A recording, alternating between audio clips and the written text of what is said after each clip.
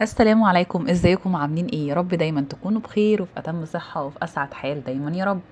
النهارده جايبه لكم رسالة من حبيب مشتاق والهان. حبيبته وحشته جدا جدا جدا، وبعت لها رسالة حب قوية جدا جدا. نفسه انها تسمعها بقلبها وتحس بكل كلمة فيها وتفهم المعنى ورا كل حرف فيها. واتمنى منكم ان انتوا تسمعوها معايا وتكتبوا لي رأيكم في الكومنتات وتعملوا لي شير ولايك وسبسكرايب. الرسالة بتقول: وحشتيني جدا جدا جدا، فوق ما ممكن تتخيلي وفوق ما الكلمات ممكن تعبر. انتي ليا حب العمر كله اللي بحارب علشان تبقي معايا لآخر نفس. عارف انك في الفترة الأخيرة ما كنتيش سعيدة معايا، وده لأسباب كتير أنا كنت أولها، بس عشمان فيكي وفي كرمك اللي أخدت عليه واللي تعودت عليه منك إنك تعدي وتغفري عشان نعرف نكمل حياتنا سوا زي ما رسمناها ونفضل مع بعض لآخر يوم في عمرنا. أنا بحبك جدا ومشاعري فياضة قوي قوي تجاهك، وعارف إنك انتي حاسة بده، بس بتكبري إنك انتي تيجي وتكلميني، وده علشان أنا اللي زعلتك. بس حقك، انتي جميلة وحلوة وانا مقدر جمالك وحلاوتك، ومن حق الجميل يتدلع.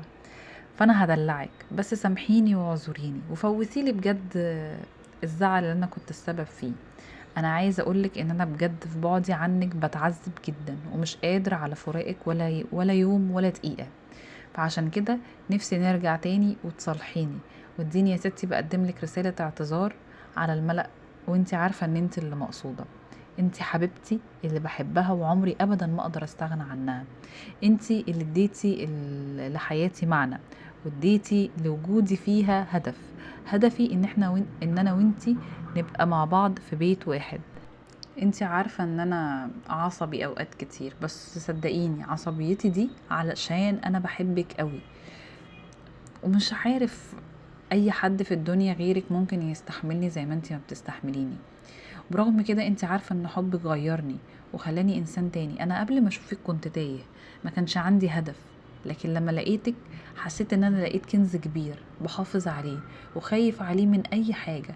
انت انسانة قلبي وروحي وعقلي وكل حاجة فيا هي اللي اختارتها، فعشان كده عمري ما تخيل ابدا ان انا اقدر اعيش من غيرك. وانت لازم تعرفي ان انا بقدرك وبحترمك وهفضل اقدرك لحد اخر يوم في عمري. وما زلت بحارب حاجات كتير قوي ما بحبش ادخلك فيها علشان حبنا ينتصر للنهاية ونكمل مع بعض. العلاقة اللي بيني وبينك دي ما تقدريش تسميها حب، لا، اكبر من الحب بكتير. علاقة كده فيها شيء مقدس. نفسي تفضل طول العمر، ونفسي ولادي يكونوا منك انتي بس. انتي عارفة ان ناس كتير قوي من اللي حواليا شايفيني ان انا مجنون بيكي، شايفين ان انا بقيت عيان بيكي، ان حبي ليكي ما بقاش مش مجرد واحد بيحب واحدة وعايز يتجوزها، لا، حبي ليكي وصل لدرجة الادمان. ايوه، انا بقيت مدمنك، وما بستحملش ان اشوفك بتكلمي اي حد غيري، حتى لو الحد ده كانت واحدة صاحبتك او مامتك. مش عايز مش عارف اتخيل او اتقبل فكرة ان حد تاني بيشاركني فيكي. عايزك تبقي ليا انا وبس.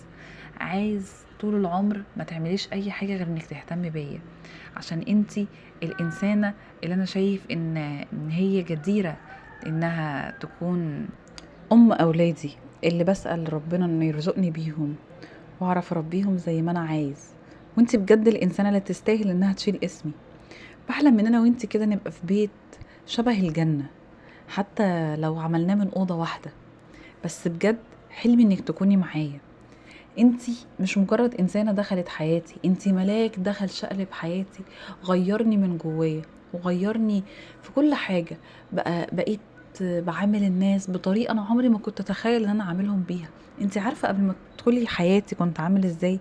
كنت بني ادم عصبي، بشوط في اي حد، طول الوقت بستنى من الناس الوحش لحد ما يثبتوا العكس. من ساعة ما عرفتك بقيت بتعامل بطريقة غير كده، بقيت اهدى، بقيت طول الوقت بشوف الحاجة الطيبة اللي جوه البني ادم اللي قدامي، وبقيت طول الوقت بتعامل على ان اللي قدامي بني ادم كويس، لحد ممكن اتأكد بقى كويس او ما بقاش كويس.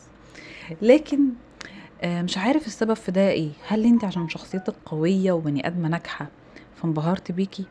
هل عشان انت حد كده طول الوقت بيحاول يرسم لي خطواتي الجاية تبقى ازاي، وان انا ابقى بني ادم احسن وانجح اكتر في شغلي واكبر حياتي ومشاريعي؟ انت بجد هدية ربنا بعتها لك. انت نصي الحلو اللي انا عمري ما ابدا ما اقدر استغنى عنه. عارفة ان في حاجات كتير قوي في حياتي ما اخترتهاش، لكن انتي الحاجة الوحيدة اللي انا اخترتها بكامل ارادتي، بقلبي وبعقلي وبروحي. انتي بجد آه الكائن المعجزة اللي دخل حياتي، اللي خلاني اكون الانسان اللي طول الوقت حلمت بيه. ما اعتقدش ان امي او ابويا يعني حلموا ان هم يكون عندهم ابن احسن مني من بعد ما دخلتي حياتي، لكن قبل ما تدخليها ما كنتش احسن حد، لكن بوجودك بقيت بني ادم افضل. بعد كل ده عايزة تسيبيني وتبعدي عني؟ يرضيكي ارجع تاني الانسان اللي الناس كلها بتهرب منه؟ ارجوكي ما تعمليش كده فيا، ارجوكي سامحيني وعدي يا ستي بجملة اللي عديتيه. وصدقيني انا عمري ما هعمل اي حاجة تضايقك تاني، وطول الوقت هشتغل على نفسي عشان اكون احسن واكون جدير بحبك ليا زي ما انت جديرة بحبي ليكي. صدقيني انا معرفش، ما ينفعش اعيش ابدا اي دقيقة بعيد عنك. البعد عنك فعلا نار، وده مش كلام اغاني بس، لا، انا بعيد عنك كده بحس ان انا تايه، عامل زي العيل الصغير اللي محتاج امه طول الوقت. انتي مش حبيبة، انتي حبيبة وام وصديقة واخت، انتي حاجات كتير قوي. لو فضلت اقولها من هنا لبكرة عمرها ما هتخلص. فلو سمحتي سامحيني، لو سمحتي قربي مني وارجعي تاني معايا، كملي اللي ناقصني. انا بجد من غيرك مش حاسس ان انا بني ادم كامل، حاسس ان في حاجه ناقصه. فلو سمحتي ما تبعديش عني. ويا ستي لو زعلتك انا اسف، ومش هتاسف لك مره، وهتاسف لك مره ومليون والف. انتي تستاهلي. وصدقيني صدقيني لو عملت حاجه ضايقتك تاني ابقي ابعدي وما ترجعيش، وانا عارف ان انا عمري ما هضايقك تاني. انتي ملاكي اللي هحافظ عليه لاخر يوم في عمري. واخر حاجه عايزه اقولها لك، بحبك وحشتيني. وبكده نكون خلصنا رسالتنا النهاردة، وبندعي ربنا ان يجمع شمل الأحبة تحت طاعته وفي حلاله إن شاء الله، ويرزقهم الصلاح في كل حاجة مضايقاهم، ويرزقهم القرب الدايم في حلال ربنا. وأسيبكم دلوقتي واستنوني في رسالة جديدة وقصة جديدة. السلام عليكم.